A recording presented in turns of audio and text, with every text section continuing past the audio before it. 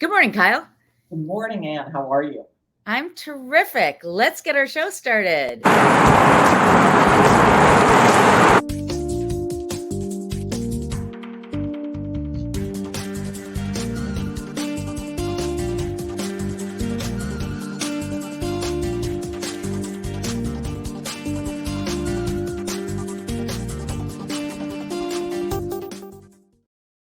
Good morning, everyone. I'm Ann Rossley. I'm with Baird Warner. I'm here with my dear friend and colleague, Kyle Harvey. She's also with Baird Warner. We're in the Gold Coast office and we sell real estate in downtown Chicago. We come to you every week talking real estate, love to share what's happening in real life in real time.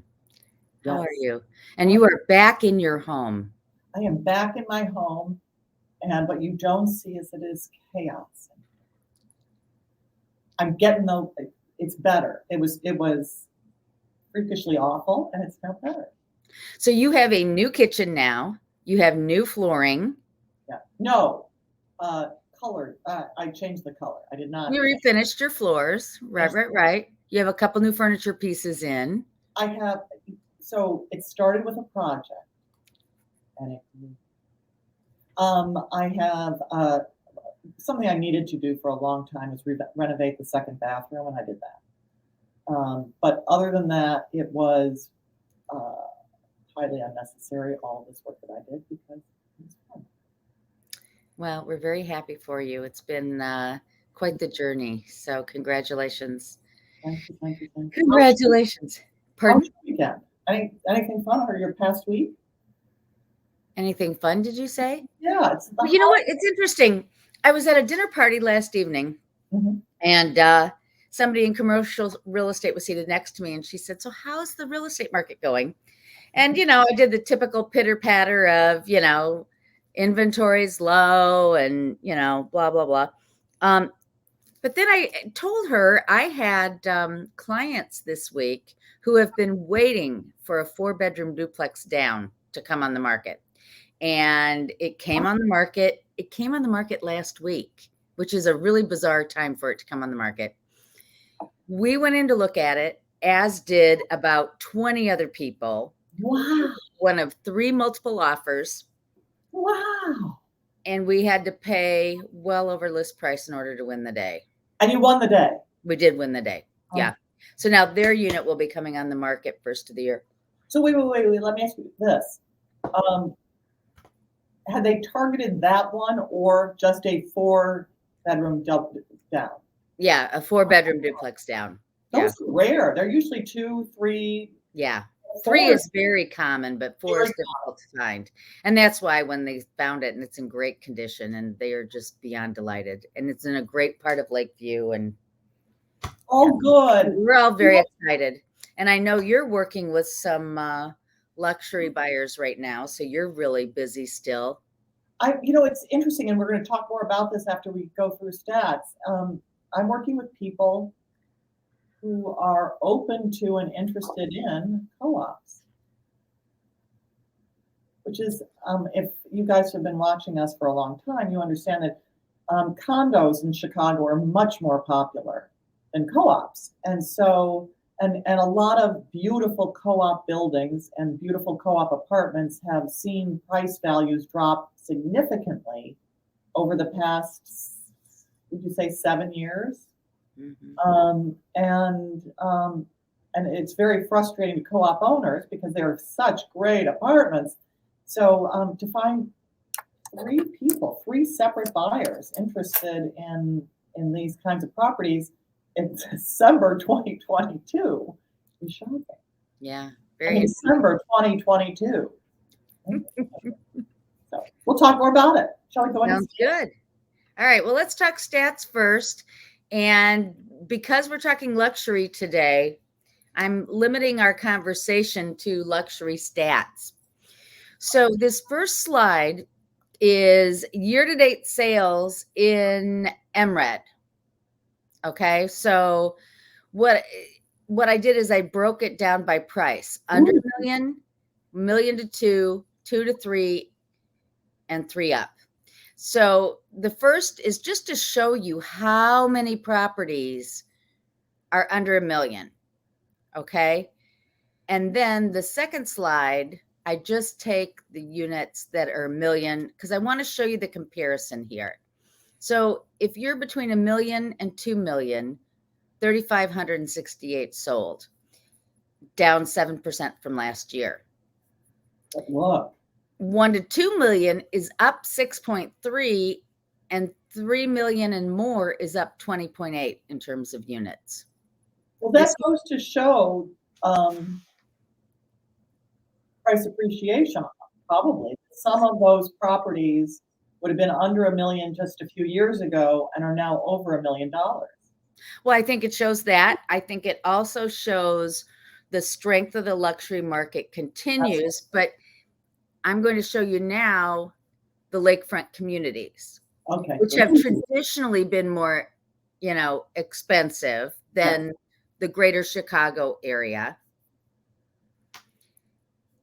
And I don't think this will surprise you. There are more $1 million to 2 single families than under $1 million single families in the lakefront communities. These are single families, houses, yes, in the lakefront communities, yes. Lakefront. Gotcha. So this is basically Lincoln Park, Lakeview, North Center. This is not Jefferson Park. This is not Bridgeport. No, perfect. Okay. This makes total sense. Yeah. So, but here's what's interesting.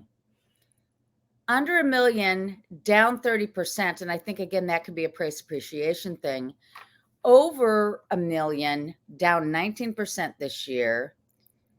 And then again, the higher priced up 6% and up 15%. I'm going to go back to the last one. The under $1 million and $1 million to 2 are much more likely to pay with a mortgage. And I think this shows both inventory and I'll wait. The I'll wait till mortgage rates come down. I think that's a very good point. Higher ones, the higher price are probably being bought with cash or with other vehicles that are less sensitive to mortgage rates. Right. But still very strong. And now again, if you just look at the $1 million and over single families, and I just did this so you could see better what's shaken, but very strong, a lot of units. Yeah. Then I said to myself, Self, what's going on with showings? Ooh. And this is interesting. This month, 5 showings per unit this month, meaning November. Yeah. Remember, when we talked last week, we were at 3 showings per month in general. Right. So the $1 million to 2 million single family home and the 2 million to 3 million is outpacing the market in terms of demand, if you call showings demand. Yes. So very interesting. Okay, now attached. So again, this is lakefront, and you can see huge condo numbers, co-op numbers, townhouse numbers here. So let's just take down to $1 million, 2 million, and 3 and up. So 1 to 2 million down 13%. The luxury condo is down 22.8%. But last year it was up 200%. So don't you think this was the new construction component here last year? Yeah. So, 88 is still strong, but then again, 3 million and more is also down. But it's now, but it was crazy up the year before. Exactly right. Okay, so now I wanted to see what's the demand for condos.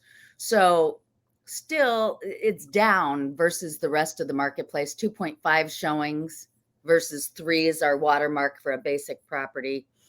2 to 3 million is 1.7 showings per month, and 3 million or more on a condo or co-op is 0.7. So not even 1 showing a month if you have an upper priced property. Wow. So there you go. Just the luxury stats. And it's not funny. The thing is, you can show this to sellers and say it's not you, and their response is, yes, it is. Everything's fake. So why isn't my property getting more showings. And it's just, look at it. It's just, they're not a lot of buyers circling. Oh, we have some. So that's great. Yeah. Yeah. So anyway, so that's that. Thank you for sharing those. That's very interesting. So we decided this month to talk a little bit about, among other things, co-ops, right? Yes. And what's going on with co-ops?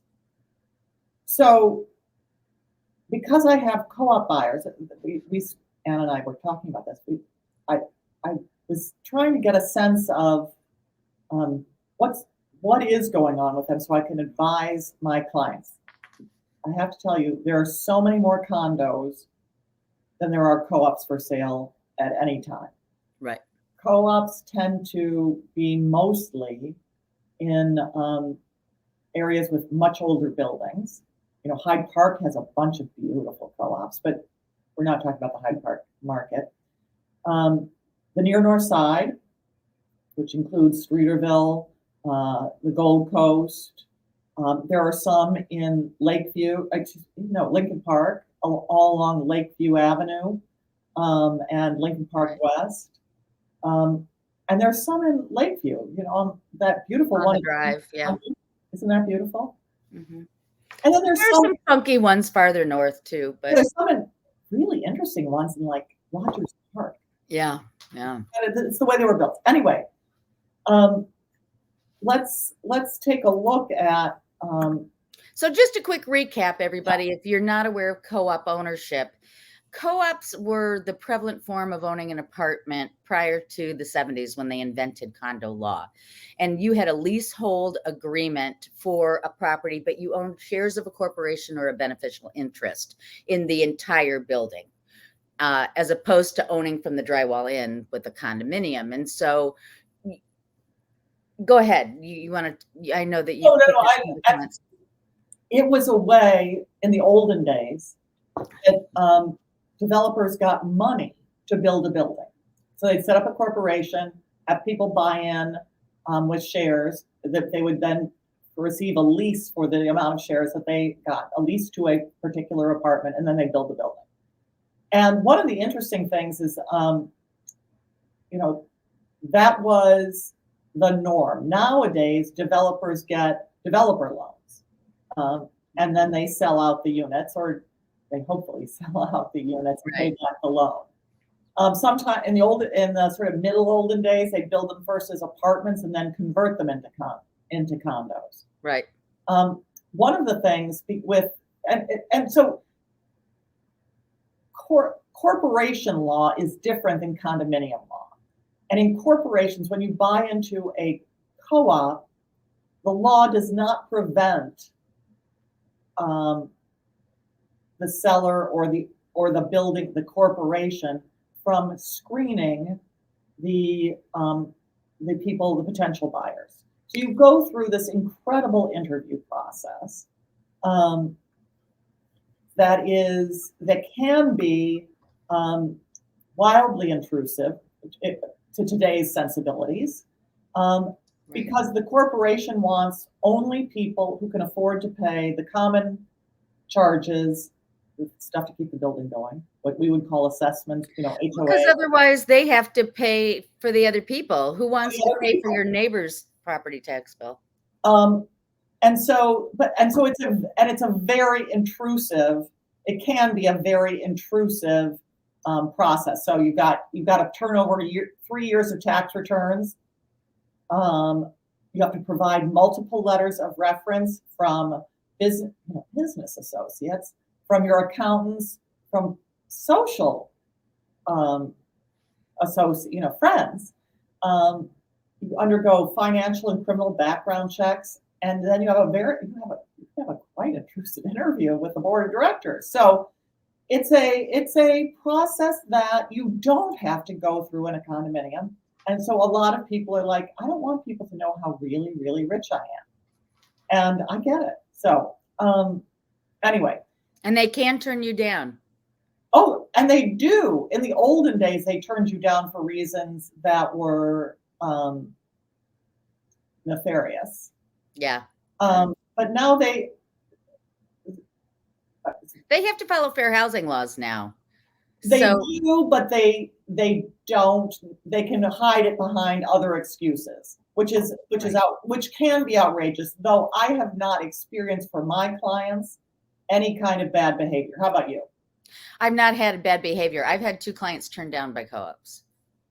Do they say the Both reason? both they used financial reasons Yeah. as the reason. So my mother was did a lot of work. My mother was a real estate broker in the same area and did a lot of work with in the 70s, 80s, and 90s.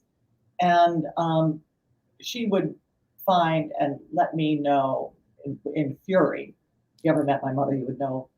Do not get the fury of her. That people were turned down because of their religious affiliations and things like that, which were outrageous. But anyway, so in the 80s and 90s, East Lakeshore Drive, the bend, we call it the bend, where North Lakeshore Drive turns east and causes a lot of traffic on the outer drive, had the most expensive addresses, wouldn't you say? I mean, Yeah. there were a couple that rivaled it, but it was really East Lakeshore Drive, and almost all of them were co-op buildings, and people liked them because they were very discreet. There were no amenities other than staff, parking, huge amounts of storage. And buyers had to pay all cash and go through this very intrusive process. But it was considered, look at me, I'm really rich, I live at this address. Do you think people care about that anymore, Anne? Well, it doesn't have the cachet it used to have, certainly. No, it doesn't. And I think it's because the rise of, or the change of what people want in a home. They want more amenities in their building. They want new, not something that is really, I mean, some of these apartments are 6,000 square feet on one level. I mean, huge. And I think privacy is part of it too. I think because so many clients' wealth is tied up with the companies that they own, and these co-ops require them to share, they're like, screw it. Yeah. I can go buy and totally renovate in another building, or I can buy new, or they've got many of these vintage homes have beautiful views out the front, but they don't have side, whereas these high-rise apartments, such as 11 Walton, for example, have amazing views, 360-degree views. So Absolutely. parking multiple cars. Absolutely. And so, and you're right. A lot of these co-ops we're just using East Lakeshore Drive as an example, but they're all over the Gold Coast too. They were built at a time that you had the people who could afford to live there had chauffeurs who lived elsewhere with the cars and would bring the cars over. And so a lot of these buildings don't have garages.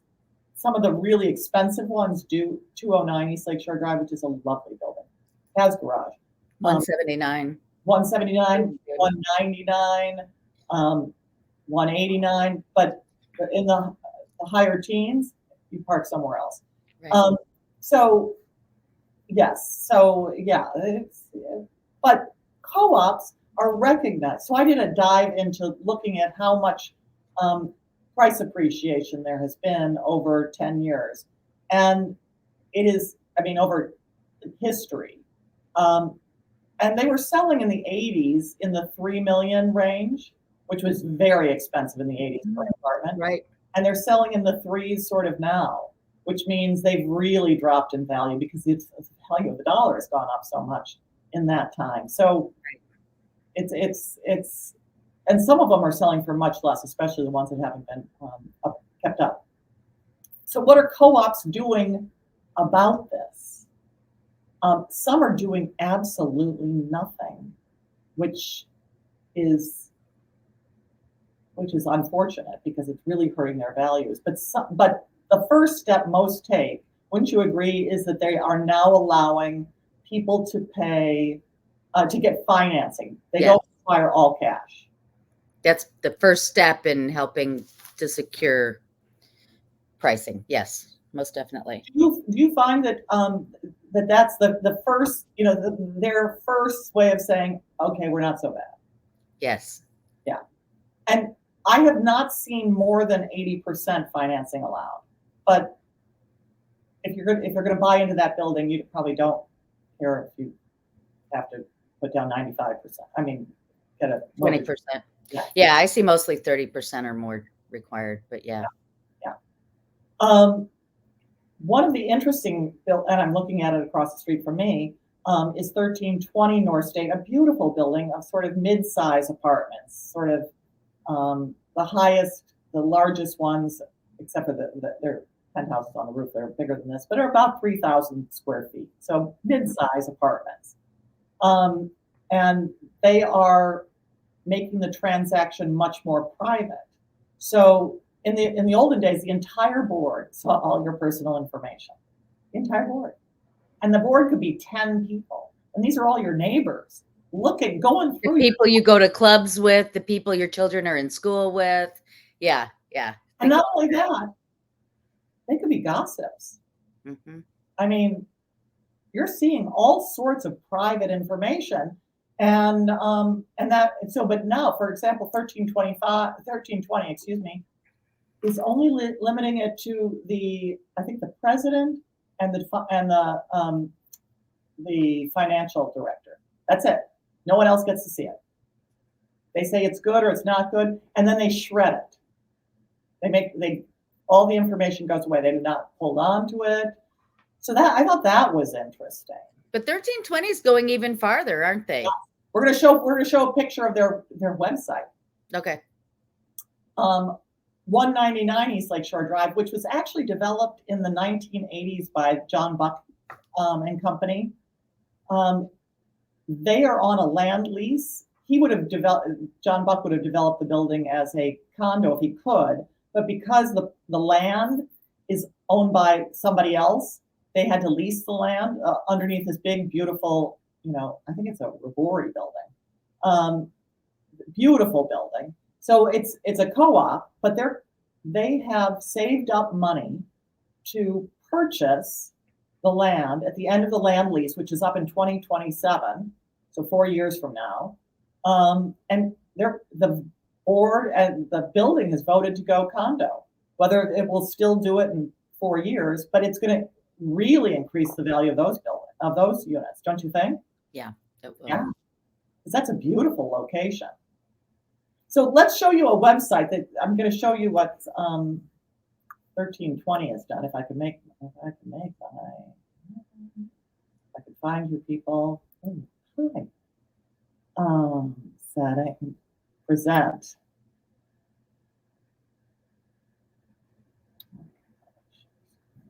Over here. Sorry, people. Home. Okay. And now we're going to go to the other one. To you, share screen. I'm doing this in the dark, people, because I don't have shades. That's not what I'm looking for. Unshare, stop share.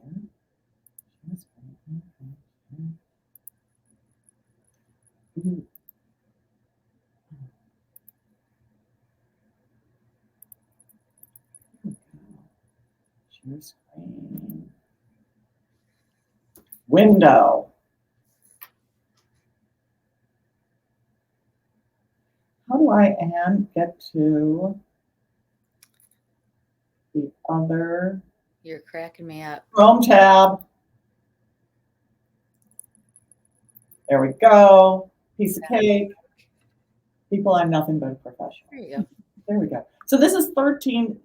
So first of all, for a co-op to set up a website. Very rare and interesting, right? Huge. Well, and it's not, the thing about this website is it's not just like this is a little information about our building. They're really promoting. This isn't for often condos will have websites that are intranets for their residents to make the residents' life easier. This is all marketing. Mm-hmm. So they've got information about the building. I mean, look, the original advertising for the building. Yeah, I love that. About the Gold Coast.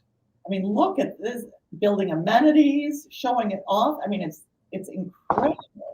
Mm-hmm. So this is marketing for the building. And look, they're marketing how beautiful their infrastructure is. You're not going to have to pay a whole lot. Look at it, we've done all this work. Information about co-ops. Oopsie, I didn't do that. So it's telling you about co-ops.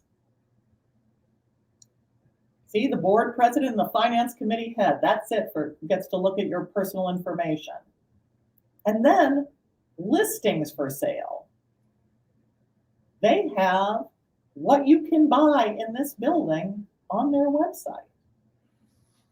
Isn't that interesting? It's very interesting. This is really something very new from being so, what do I want to say? So closed and exclusive to now being out there. It's just, to me, it's fascinating. I'm going to be watching what other co-ops do. If 1320 starts to have a lot of sales, I wonder if other buildings are going to go, wait, we have to do that. Oh, I think they are. 3,500 is starting to go forward with this. It makes sense for 3,500. They've got a lot of units, varying prices. Well, and they have gone through the process of getting the historic designation, which will help with their property taxes. Of course, that required a significant expenditure in terms of facade work and window work, but they feel like it's going to pay off. Yeah, they may need to do that anyway. You might as well get the credits for them, the tax break. Right. Absolutely right. So what else do you have? Let's look at your beautiful, pretty properties. Okay. So what would you like to look at? We can look at, do you want to look at beautiful single family homes or condos, co-ops? What do you feel like? I feel like whatever you've got, because you were telling me about some cool things. And I okay. Well, so. Oh. Wait a minute. This is bizarre. That's sold. Didn't that sell? Well, yes. Hold on. Let me remove this. This is not like me. Okay. Present. Present. Stop screen. Present. Share screen. Window. Oh, there we go. Oh, I know. Okay. So what I've got for you are two single family homes, very different. Okay. The first one, and the reason I'm all bollocksed up is I've got two. Usually I put these all on one. Mm-hmm. Oh, bugger. What is it with today's technology?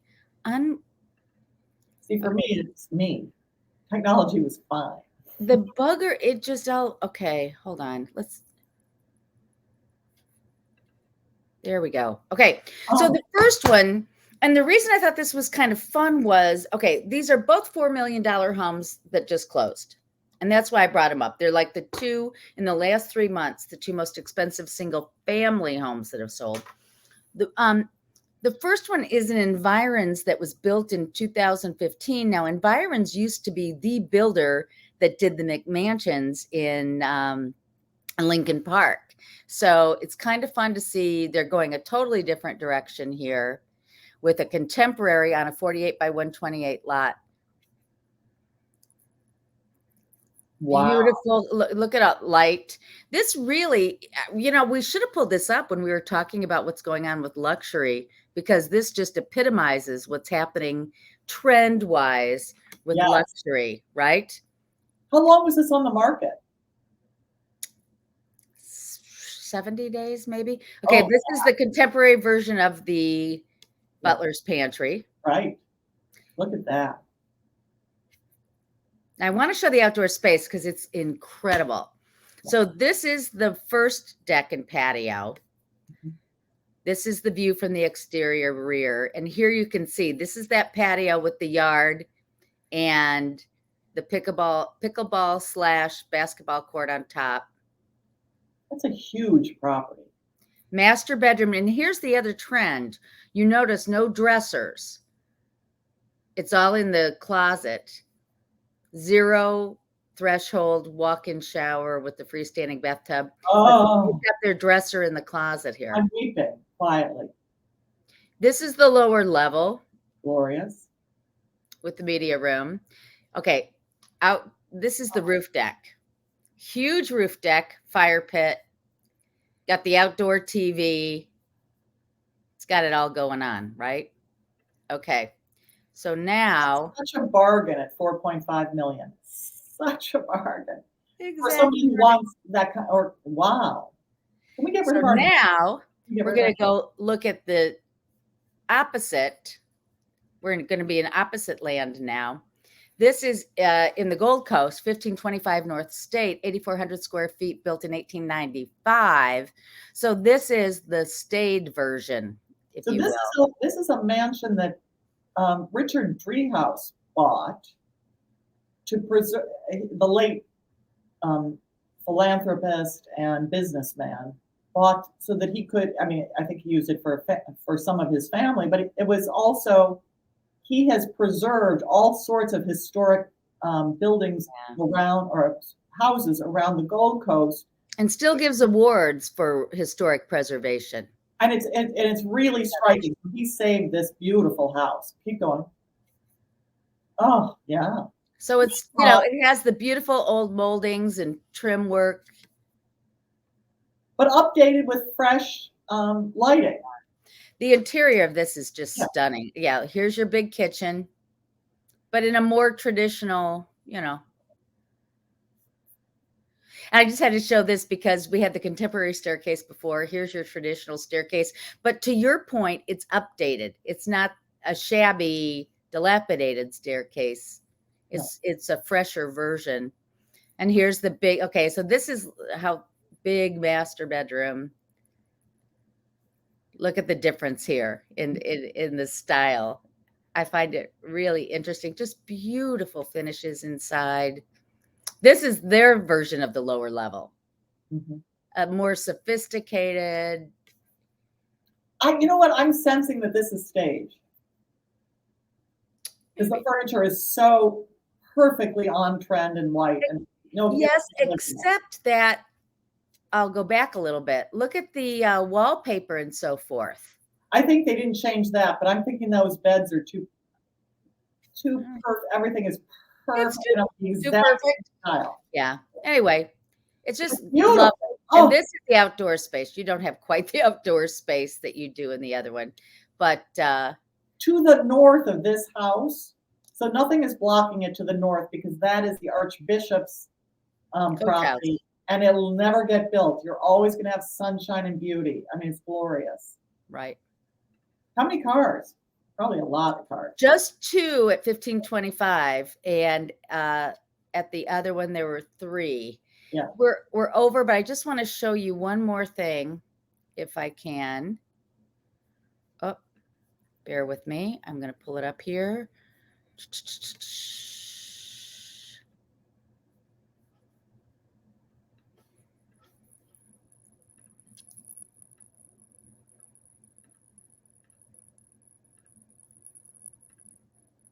Okay, we were talking condos and co-ops, so I wanted to just quickly run through this. The highest price sale in the last 3 months of a condo is 7101 at the St. Regis, which went for $20 million. We don't have interior photos of this because it was, you know, completed by the developer. $8,800 per month assessment. The second highest sale was at the Waldorf Astoria, 11 East Walton, 3,700 for $10 million, 5-bedroom, 5 full 2 half baths, 7,400 square feet. And for that, you pay $5,800 a month, and assessments and taxes are $130,000. This is what it looks like walking in. This is what I think is a pretty sterile condominium. This is a Ken Griffith. Yeah, it's got the big windows all around, big open spaces. Here's the little den. So normally units in this building are a half floor, so either facing north or facing south, with east and west exposures also. But this is a full floor, and it's glorious. Now, the most expensive co-op to sell, 1500 Lakeshore, 18A, 5.6. It's pending, but it was only on the market about a month. Yeah, they should do very well with this unit. 16,000 a month assessments, That includes property taxes. And again, the more vintage, high style. The dining room also has views east to the lake. Here's the study. That's a beautiful apartment. Beautiful. This is not a typical A unit. It is an A unit, but the fun thing about co-ops is over time, people buy bedrooms from other units. And so this is an A unit that's over time acquired some of it, the B unit, and you can see it sort of spilled over. I wonder what the C is like on the same floor if there is a B in this on this floor. Beautiful. But so anyway, just wanted to for fun show you what that looked like, and we have gone over by 6 minutes. So everybody, I hope you enjoyed this deep dive into condos, co-ops, luxury, and what's happening in the lakefront communities. Please watch us next week, which will be our last show, our 99th episode. And don't know exactly what we're going to be talking about, but it will be fun, I promise. A holiday theme. Yeah, I think that's a great idea. All right. Thanks for watching, everybody. Take care.